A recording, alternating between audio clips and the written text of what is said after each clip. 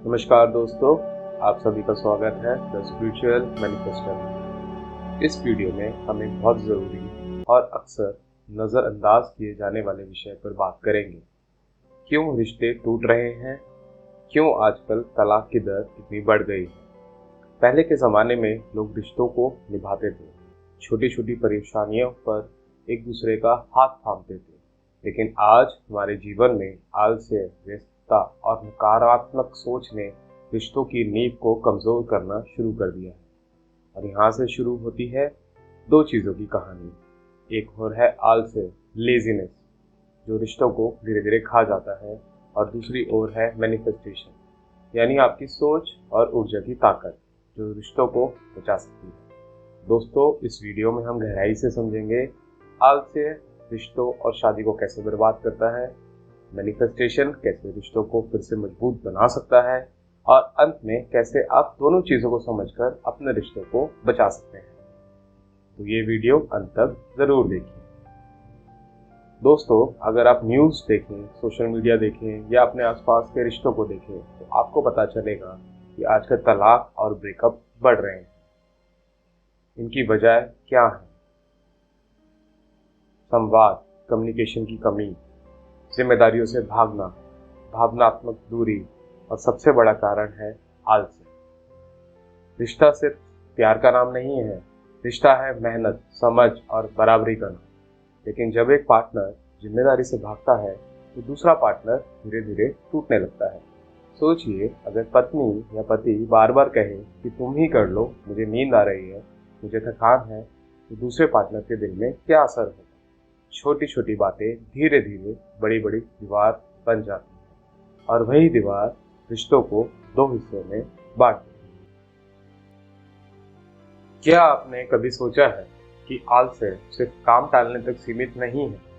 असल में यह 4 स्तर पर असर डालता है।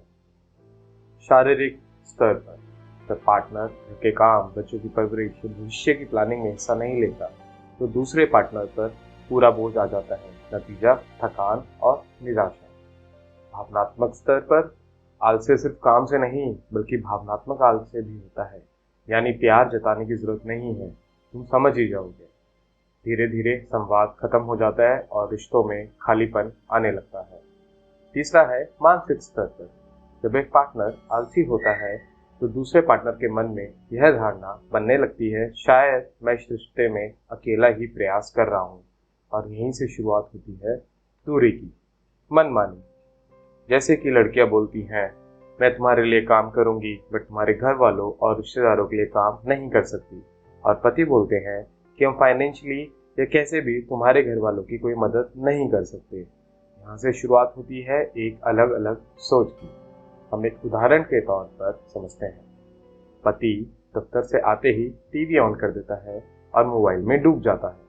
पत्नी पूरे दिन घर संभालने के बाद उम्मीद करती है कि पति उससे बात करेगा, मदद करेगा, लेकिन ऐसा नहीं होता। धीरे धीरे प्यार की जगह शिकायत और शिकायत की जगह खामोशी लेने लगती है। और दोस्तों, यही है आलस्य, जो धीरे धीरे रिश्तों को खत्म कर देता है। पर यहीं पर एक सवाल आता है, तो क्या हर रिश्ता जो आलस्य से प्रभावित हो उसका अंत तलाक ही हो? नहीं। यही आता है एक जबरदस्त उपाय, मैनिफेस्टेशन। यह सिर्फ सपने देखने की प्रक्रिया नहीं है, बल्कि अपनी सोच और ऊर्जा को सही दिशा में लगाने की कला है। और यही आपके रिश्तों को फिर से जिंदा कर सकता है। तो दोस्तों, मैनिफेस्टेशन का मतलब क्या है? जैसा आप सोचते हैं वैसा ही आपकी जिंदगी में आकर्षित होता है। यानी अगर आप बार बार सोचते हैं कि मेरा पार्टनर आलसी है, यह रिश्ता नहीं चलेगा, तो आप अपने जीवन में वही नकारात्मक आकर्षित करेंगे।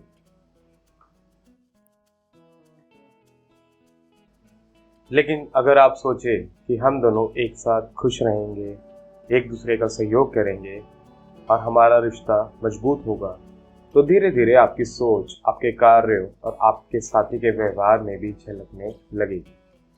रिश्तों में मैनिफेस्टेशन का उपयोग कैसे करें? हर दिन उस रिश्ते की कल्पना करें जो आप चाहते हैं, जहाँ प्यार, सहयोग और सम्मान है।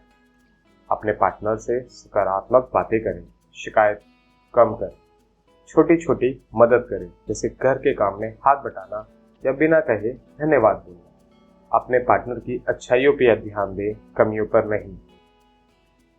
उदाहरण के तौर पर, अगर पति आलसी है तो पत्नी हर दिन यह सोच सकती है कि वह जिम्मेदारी ले रहा है, वह मेरा साथ दे रहा है। धीरे धीरे यही सोच पत्नी के व्यवहार में झलकेगी और पति भी प्रेरित होगा।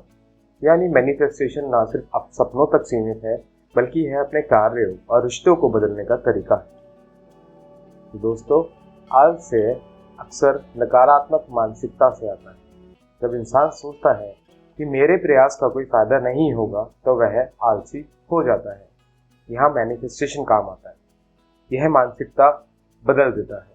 जब आप सकारात्मक सोचते हैं, आपके साथी भी बदलने लगता है। अगर आप दोनों मिलकर मैनिफेस्टेशन करें तो आप अपने रिश्तों के लिए एक साझा विजन बना सकते हैं। सोचिए, एक रिश्ता जहां दोनों पार्टनर मिलकर कहते हैं हम आलस्य को पीछे छोड़ेंगे, हम साथ मिलकर आगे बढ़ेंगे, तो क्या वह रिश्ता मजबूत नहीं होगा? दोस्तों, आज हमें समझना है कैसे आलस्य रिश्तों को धीरे धीरे खा जाता है और कैसे मैनिफेस्टेशन रिश्ते में नई जान डाल सकता है। याद रखिए, रिश्ता बोझ नहीं, यह साझेदारी है, और साझेदारी तभी चलती है जब दोनों पार्टनर प्रयास करें। अगर आपके रिश्ते में असंतुलन है तो शिकायत करने के बजाय मैनिफेस्टेशन शुरू कीजिए।